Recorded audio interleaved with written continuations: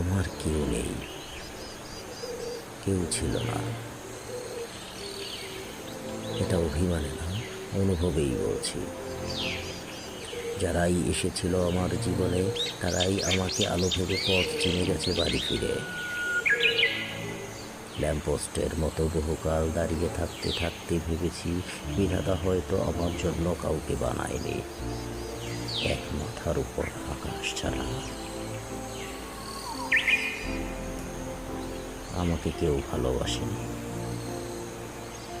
প্রচণ্ড তৃষ্ণায় কথা বলার জন্য প্রিয় মানুষটিকে খুঁজেছি বারবার।